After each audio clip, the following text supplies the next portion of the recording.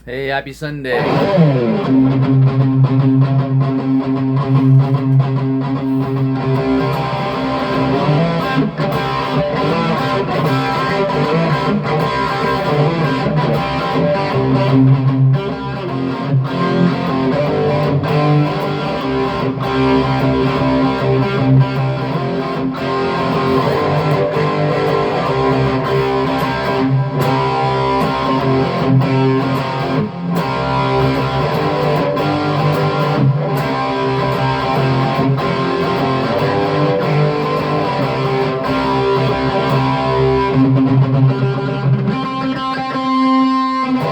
Hey, how's everybody doing out there?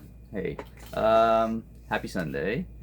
It's a little later because I think everybody I know and anybody who's Canadian, this whole country, let's face it, this whole country was up at 8 o'clock this morning on a Sunday, February 23rd, 22nd, sorry, 22nd, and we were all there to see Team Canada in the gold medal game against some other team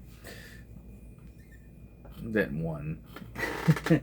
Was it really a win? Okay. Anyways, I'm a Leaf fan, so I'm used to being let down. Maybe that feeling, that gut feeling when that winning goal goes in and it's not your team.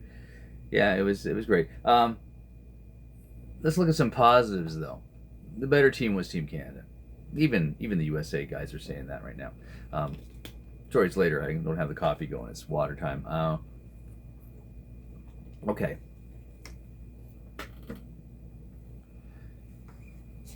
Not to sound, I don't want to be sour grapes or anything. I'm just going to say, John Cooper said it best when he said, hey, we're in the entertainment business, apparently, and we're here to entertain people. And that's the whole reason. I don't even like, I'm probably the only guy, the only hockey fan out there, and my kids will cringe when they hear me say this.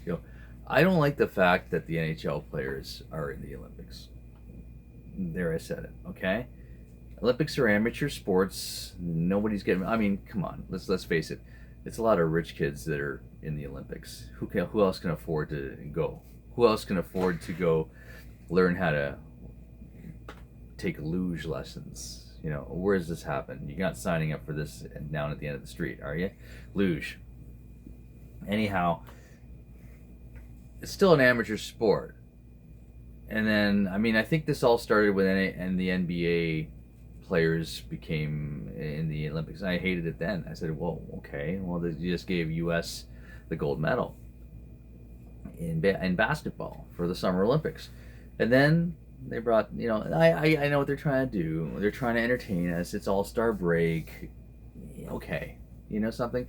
I loved all the games. Even today's game when Canada lost. It was still an exciting game. It was still watching the best Canadian players ever. Not necessarily the best U.S. players. Was that really your all-star team? Really? Austin Matthews and Jack Eichel and some other guys. And a great goalie. That's phenomenal. They were outplayed, but anyways, getting back to what I was saying, it's entertainment. So get over it. I know some people that couldn't even talk after the Blue Jays lost the World Series. But, I'm over it. I think they did a great job. Some really bad AI pictures out there. But one classy thing that the Team USA did, they brought out Johnny Gaudreau's jersey and his kids and the whole family who was there. And that was really classy. It was great. Couple notes. Not the greatest goal that they scored in the first period.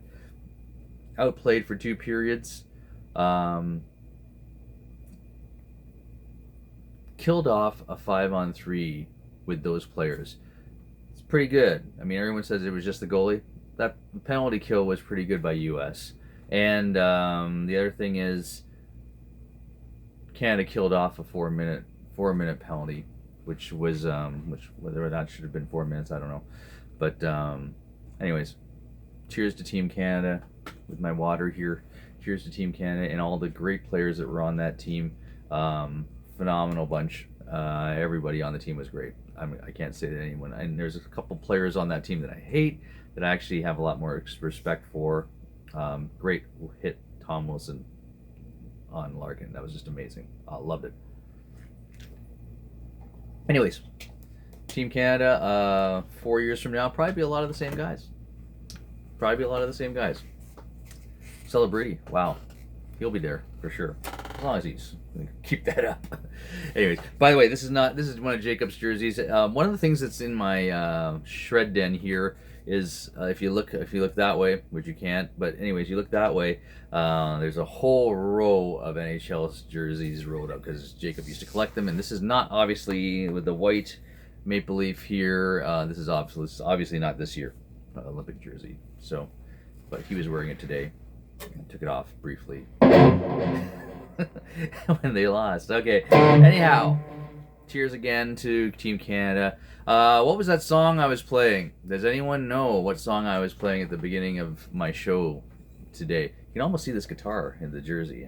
Yeah, I almost see it. My Olympic guitar. Yeah. The Do Run Run by Shaun Cassidy. Obviously a cover tune. Ronettes. I don't know. I can't remember who did the Do Run Run. But anyways, I remember Shaun Cassidy's version because I saw Shaun Cassidy on Friday night. Okay.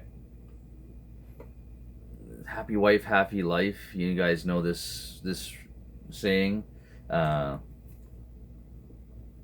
We go to a lot of shows that I call Angela concerts. I've seen Air Supply 4 times. Once in the front row, actually. We didn't even know we had front row tickets. How do you do that? We just bought tickets and it ended up being the front row.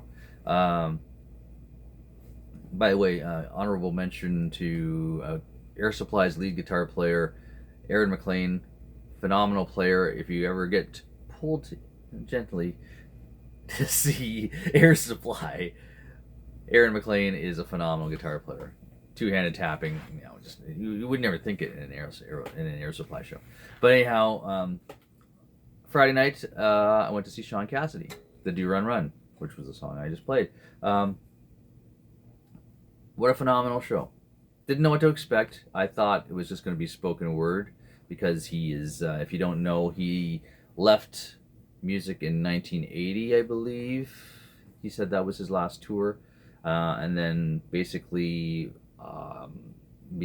Got into TV. He's a television producer. He produced a lot of amazing shows, a lot that I can't, again, not a lot of research here in this show, but the one show he did do was a hospital show called New Amsterdam. He was the executive producer of that show, and this does a lot of TV, wrote a lot of scripts and that kind of thing. And then one of the funny things he said in the show was, all his kids were born after his music career and his teeny bopper, Hit Parader magazine. Remember those things? What's the other one? Tiger Beat with the basically rollers on the cover. He said all his kids were born after that. They all just knew him as the TV producer guy going to the office. Then all of a sudden he wakes up one day. They're all probably in their late teens, 20s. And he says, I'm going to be a rock star again. And what do you mean? And they're like, what do you mean again? I don't know who you are. And then they realize that, he did have a big career as a music star in the late 70s. So then he went out on the road. And so it was a full band. I thought it was going to be a spoken word talking about his whole life and that. But no, he put on a set. He played a set. It was all built around music. It was amazing. Do Run Run, did all the hits, Hey Deanie, all that kind of thing, But, if you're a musician, you would have been entertained. He had a great his lead guitar player, second singer, right-hand person or whatever, was his nephew, Kyle or Cale, can't remember now. Cassidy. Kyle Cassidy? Ah, that's terrible. I should know that. And a couple, keyboard player and a drummer, and then I was looking, hey, where's the bass rig?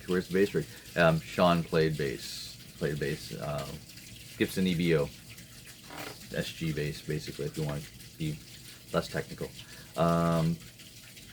Yeah, awesome show. Awesome show. It's really great to when artists appreciate their what they have and what they. And he really appreciated that he could actually still book a show and come out and pretty much sell it out in a small theater and be able to afford to take a band on the road and do what he wanted to do. And he said he did it because a lot of people just said, hey, why don't you do some kind of tour like the other people are doing, nostalgic things, and come out and see us. He's almost 70 years old and he looks great. His mother, he talked about Shirley Jones, who is his mother. I don't know if you guys knew that, but Shirley Jones from the Partridge Family is his mom, who is 92 and still alive. He mentioned her as his dad was Jack Cassidy, if you remember who Jack Cassidy is. And of course, David Cassidy was his half-brother, different mom. Shirley Jones was not David Cassidy's mom. That was, I remember that when I was a kid, and that was very complicated to think about, because back when I was a kid and watching the Partridge Family, it was hard to think that this guy is, that's his dad and that's his mom. They have same last names, anyways. By the way, I do this show early morning, and you won't hear the washing machine letting go the water beside me. If you guys did hear that, I shouldn't have even drawn attention to that. But anyways, if you've been watching my show for a while, you know I'm down here in the basement of my house, and the washing machine lets go sometimes, and usually I get down here before the wash is on. But anyhow, Shaun Cassidy, hey, if you're a fan, go see him.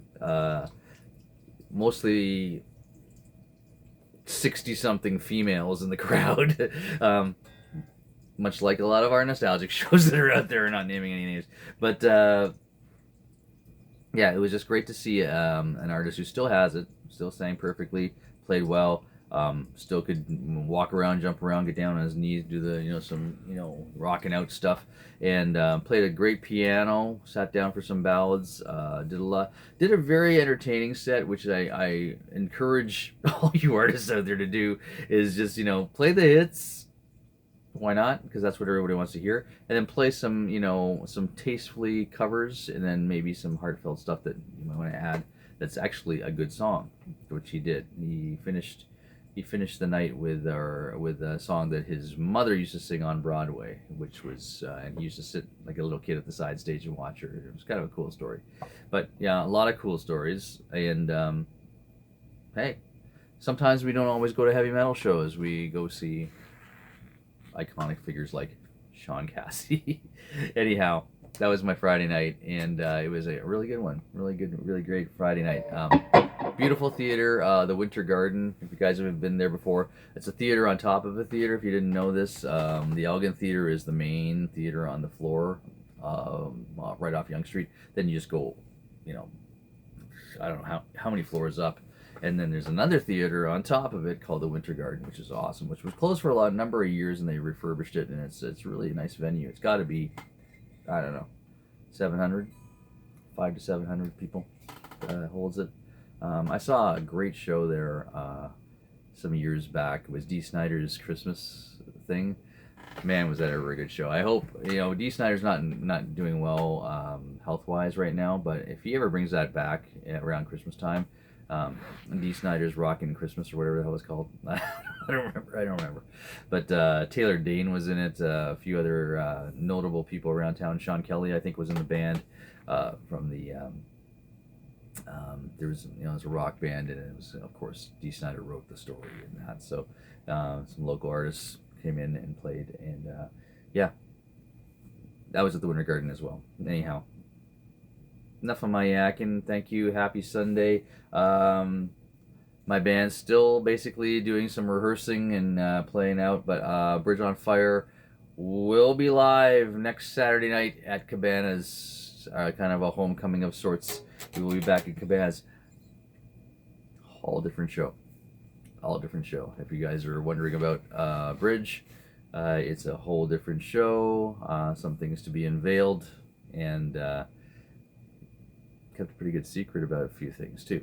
But yeah, you'll be hearing those of you who are fans of ours from way back when I joined the band. We were doing this song.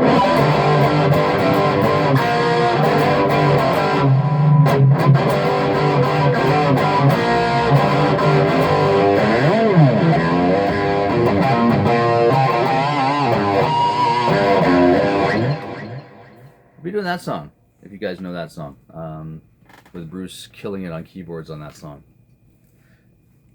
I love playing that song. I practiced it today. It was just.